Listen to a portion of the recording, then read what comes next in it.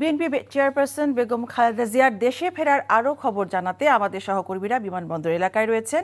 আমরা প্রথমে যাচ্ছি বিমানবন্দরের ভিআইপি গেটে, সেখানে আছেন আমাদের সহকর্মী ইমরুল আহসান। ইমরুল, বিমানবন্দরের নিরাপত্তা ব্যবস্থা কেমন দেখছেন?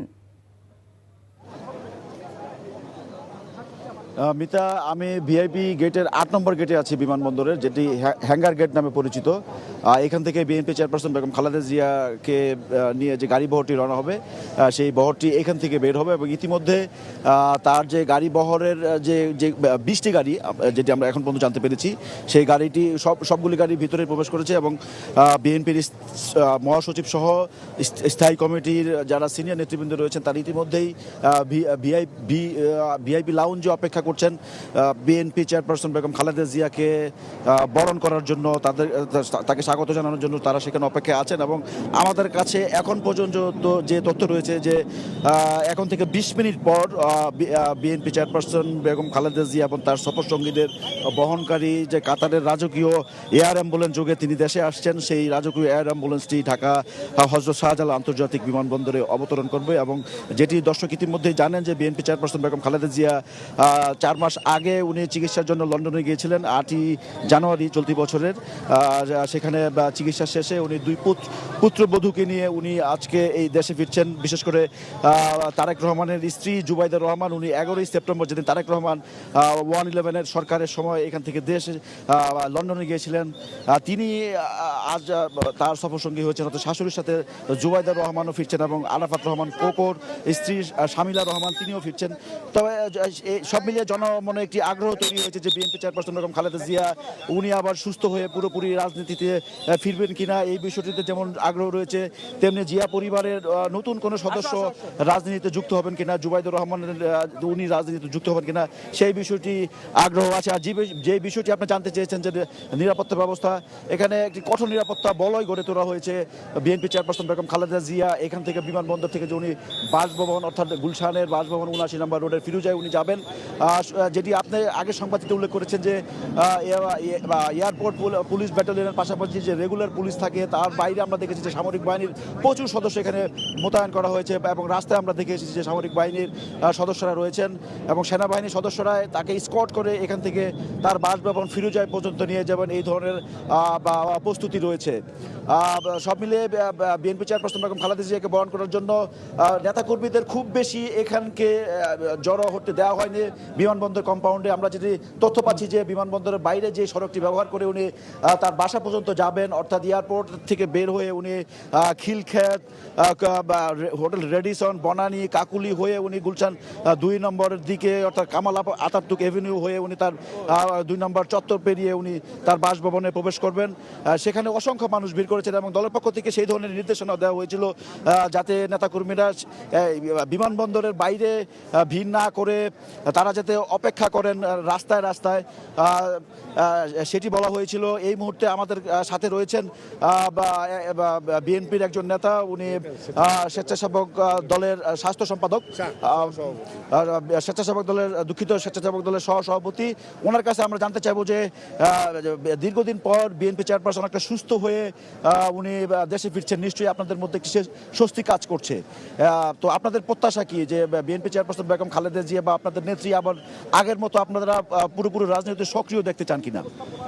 আলহামদুলিল্লাহ, যে আমাদের দেশনেত্রী, আমাদের সবার প্রিয় দেশ গণতন্ত্রের মা বেগম খালেদা জিয়া বিগত 4 মাস আগে লন্ডনের চিকিৎসা নিয়ে আজকে দেশে ফিরে আসতে, সেজন্য আমরা এই দেশ এবং আমরা এবং এই দেশ জনগণ আনন্দ উৎফুল্ল মনে করছে। কারণ আমাদের নেত্রী অনেক সবার দোয়ায়, আমার নেত্রী অনেক অসুস্থ ছিল, বিগত সরকারের এক সময় প্রধানমন্ত্রী অনেক অসুস্থ ছিল, সেই অসুস্থ তাকে মেরে ফেলার জন্য ব্যবস্থা করেছিল, সেই আল্লাহ তাআলা তাকে সুস্থ করে আজকে আমাদের মাঝে ফিরে আসছে, যেই জন্য আমরা আল্লাহকে শুকরিয়া আদায় করছি এবং আনন্দ বোধ করছি।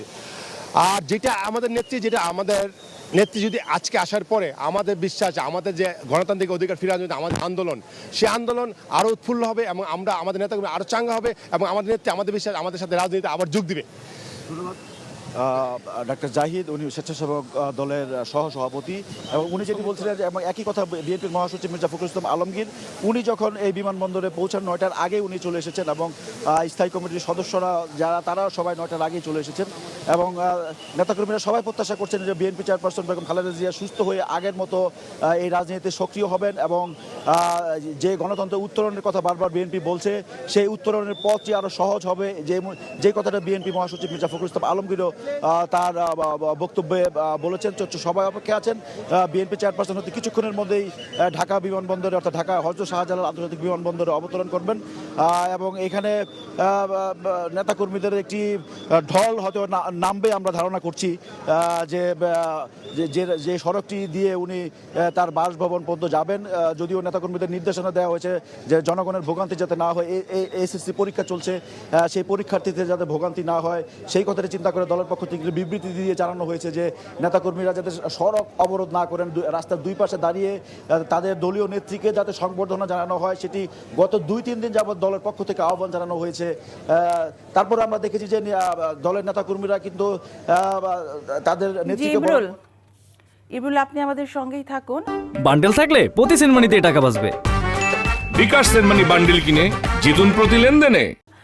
আমরা এবার চলে যাচ্ছি বিমানবন্দরে অবস্থান করছেন আমাদের আরেকজন সহকর্মী নিয়ামুল আজিজ সাদিক, তার কাছে।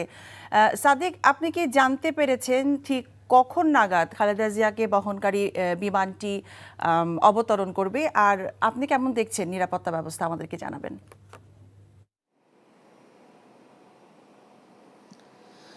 মিতা, আমি জানতে পেরেছি বিমানবন্দর যারা নিরাপত্তা সূত্র গতকালকে রাত 9:30 পর্যন্ত যে বৈঠক করেছে, সেই বৈঠক থেকে যে প্রধান নিরাপত্তা যে দায়িত্বে রয়েছেন জাহাঙ্গীর হোসেন, তিনি আমাদেরকে বলেছেন যে 10:40-এ তাদেরকে ভেতরে ঢোকার কথা বলা হয়েছে।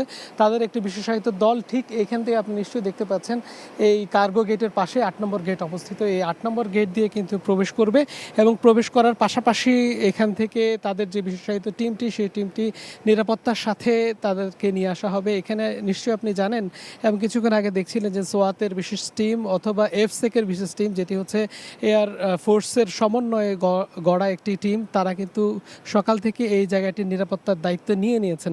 এর পাশাপাশি আপনাকে দেখাতে চাই, এখান থেকে যদি আপনি একটু জুম করে আপনি দেখতে পান যে এই যে ট্যাক্সিওয়েটি রয়েছে, এই ট্যাক্সিওয়ে দিয়েই মূলত বিএনপি চেয়ারপারসন বেগম খালেদা জিয়ার তার আসার কথা, এবং ইতোমধ্যে ভিআইপি গেট দিয়ে কিন্তু আপনি জানেন যে দলীয় যে কেন্দ্রীয় নেতারা, বিশেষ করে স্থায়ী কমিটির সদস্যরা, তারা কিন্তু প্রবেশ করেছেন, এবং তারা প্রবেশ করে বিএনপি চেয়ারপারসন বেগম খালেদা জিয়ার সাথে দেখা হওয়ার জন্য উন্মুখ হয়ে রয়েছেন। আপনি নিশ্চয়ই জানেন যে 4 মাসের চিকিৎসা গ্রহণ শেষে BNP chairperson Begum Khaleda Zia London থেকে ফিরে এসেছেন, এবং লন্ডন থেকে এই চিকিৎসা শেষ করে আজকেই দলীয় নেতাকর্মীরা তাকে কিন্তু উষ্ণ অভ্যর্থনা জানানোর জন্য বিভিন্ন পয়েন্টে দাঁড়িয়ে আছেন, এবং এই বিভিন্ন পয়েন্টগুলোতে আমাদের মাধ্যমে নিশ্চয়ই আপনি জানিয়েছে যে অসংখ্য নেতাকর্মীর ভিড়ে, কিন্তু এই জায়গাটিতে কিন্তু নেতাকর্মীদের ভিড়টি লক্ষণীয় নয়, কারণ এখানে নিরাপত্তার কড়াকড়ি রয়েছে, প্রত্যেকটি পয়েন্টে কিন্তু বিশেষ নিরাপত্তা রয়েছে। তার পাশাপাশি এখানে হজ যাত্রী রয়েছে, তাদের যেন যাত্রা নির্বিঘ্ন করা যায় এই বিষয়ে তা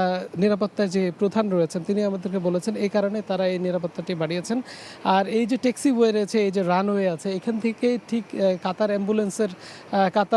এয়ার অ্যাম্বুলেন্স সেটি এখানে নামবে, এবং তারই সাথে ট্যাক্সিওয়ে দিয়ে এই জায়গাটিতে টেনে আনা হবে, এবং তারপরে তিনি তার যে বিশেষ গাড়ি রয়েছে সেই গাড়ির মাধ্যমে, এবং তার যে গাড়ির বহর রয়েছে, বিশেষ করে সিএসএফ চেয়ারপারসন সিকিউরিটি যে ফোর্সরা রয়েছেন, তারা কিন্তু এখানে তাকে তার নিরাপত্তার দায়িত্বে প্রথমত প্রোটোকল দিবেন, দিয়ে এই জায়গায় দিয়ে 8 নম্বর গেট দিয়ে তারা বের হবেন। তবে এখন পর্যন্ত আমরা অপেক্ষা করছি, পুরো জায়গাটি কিন্তু অ্যালার্ট রয়েছে, বিশেষ করে নিরাপত্তা কর্মীরা থেকে শুরু করে বিমানবাহিনীর সাথে সাথে পুলিশ, র্যাব, আনসার এবং অন্যান্য যে আইনশৃঙ্খলা বাহিনী এবং গোয়েন্দা বাহিনী, তারা কিন্তু এখানে তৎপর রয়েছেন, এবং এই তৎপরতার পাশাপাশি তারা আমাদেরকে